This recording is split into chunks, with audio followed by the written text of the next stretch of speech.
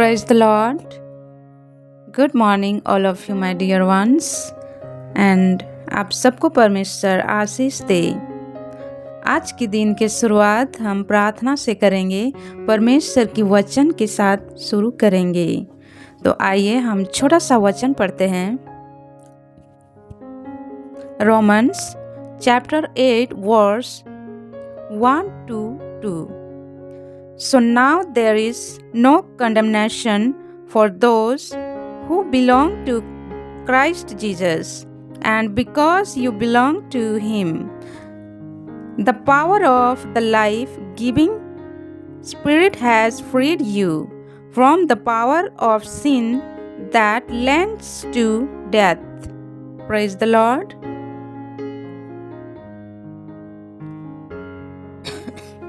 आप जो मसीह यीशु के हैं उन पर कोई दोष नहीं लगेगा, क्योंकि तुम यीशु के हो। जीवन देने वाली पवित्र आत्मा की शक्ति ने तुम्हें पाप और मौत की शक्ति से आजाद कर दिया है। आप जब वो व्यक्ति सच्चाई समझता है तो उसके जीवन में बदलाव आता है। वो डर के साथ नहीं पर आज़ादी और विश्वास के साथ प्रार्थना करता है। पवित्र आत्मा उसे रोज नई बल देती है। पाप से लड़ने का, सही राह पर चलाने का जो शक्ति पहले उसे बंद कर रखी थी, अब उस पर हक नहीं रखती। यही संदेश आज हम सब के लिए भी है। अगर हम मसीह यीशु के हैं तो हम दोषी नहीं बल्कि आज़ाद हैं।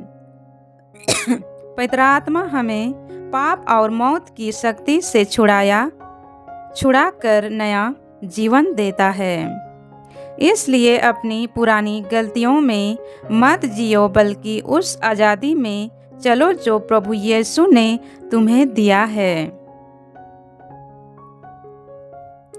सोचिए, एक व्यक्ति है जो अपनी पुरानी गलतियों के बोझ के नीचे दबा हुआ है। उसे लगता है कि परमेश्वर उसे कभी माफ़ नहीं करेगा। रोज मन में यही आवाज़ आती है, तुम लायक नहीं हो, तुम फिर गिर जाओगे। इस बोझ की आवाज़ से उसकी प्रार्थना कम हो जाती है और विश्वास कमज़ोर पड़ने लगता है। पर जब वो रोमन्स चैप्टर 8 वर्स 1 to 2 पढ़ता है, तब उसकी सोच बदलने लगती है। वचन कहता है, जो मसीह यीशु में है उस पर अब कोई दोष नहीं। इसका मतलब यह है कि परमेश्वर हमें हमारी पुरानी गलतियों से नहीं बल्कि मसीह के बलिदान के जरिए दिखाता है। यीशु ने क्रूस पर हमारे लिए दंड अपने ऊपर लिया। Praise the Lord. जब हम विश्वास में आते हैं, प्रभु में आते हैं, तो प्रभु हमें दोष नहीं लगाता या कोई और दोष नहीं लगाते, बल्कि हमें क्षमा मिलती है, परमेश्वर की उधार मिलती है। हम सब ने पाप किया है और हमारी सभी पापों का सजा है नर्क। लेकिन नर्क और बुराई से केवल परमेश्वर हमें बचाते हैं। वो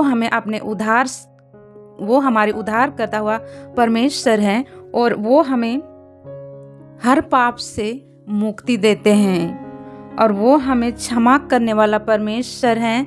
तो आज हम जितने भी गलत करी है अपने जीवन में, उसी के बोझ के तले दबे हैं और हमें लगता है कि हम लायक नहीं हैं कि प्रभु हमें माफ़ कर सकें।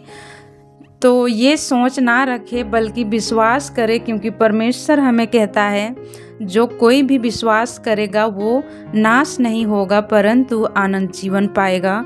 और इस वचन में भी लिखा है, परमेश्वर हमें कहते हैं, जो यीशु मसीह में है उस पर दोष नहीं लगाया जाएगा।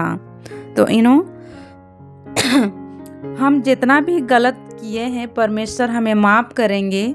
लेकिन इसके मतलब नहीं कि हम अपना पाप जो गलत करते हैं उसे कंटिन्यू रखेंगे। नहीं, जो हम गलत करते हैं उस गलत को हमें